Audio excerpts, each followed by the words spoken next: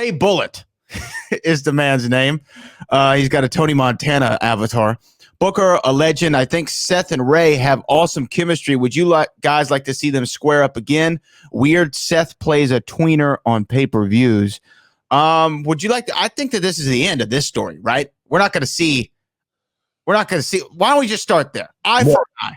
Well, I don't think this can be the end of the story, just because of we still got Dominic stories to play out. We don't know where that's going to go. We don't know where that's going to end up or anything like that. But we know if Dominic is involved, Ray has got to be involved in some shape, way, form, or fashion. Just because what I was saying earlier on the kickoff show, that I just really think Dominic he's young, man. He's so green. He still look like a little baby. I wouldn't say a baby or anything like that. It's a young look. It's like when a little boy. Still look like a little boy out there working with men, and I just think it's going to take him a lot of time to actually grow into what is to become of Dominic and his career. But I don't know if this is the end or not. Would I like to see more matches with Ray and Seth? I really would. I would like to see more conventional matches with Ray and Seth. And that leading into whatever they do in the future. But I just feel like Seth Rollins is a perfect candidate to be able to give Rey Mysterio some great matches, some great time in the ring.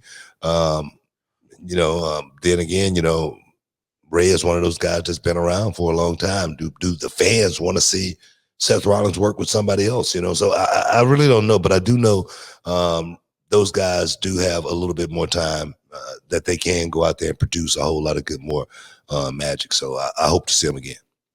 Yeah, I mean, I forgot about the Dominic aspect. Of course, that would make sense. But what did you think of the match? What did you think of the eye for an eye thing? Because when we talked about this last week, you and I were under the assumption that this was going to be a cinematic style match. I said that's the only way they can be able to pull this off. If we're going to see somebody's eyes come out, it's got to have to be some CGI, some Michael Myers, Jason Voorhees, cinematic kind of thing.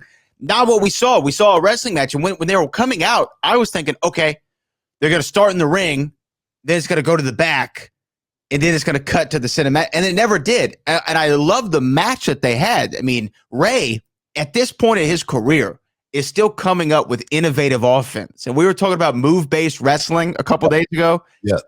This is a guy who knows how to do move-based wrestling and work it into a psychology. He is phenomenal. Ray has still got it. I mean, after all the knee surgeries, all the time this guy's spent under that knife, he still actually have the skill and the will to actually be able to go out there and do it. It amazes me sometimes. I thought he hyperextended his knee last week, did a backflip, and he landed awkwardly, and boom, just kept going like nothing, and I was like, wow, that's Rey Mysterio. But I don't know, man. I don't know. The cinematic style of matches for that match, I thought it could have worked.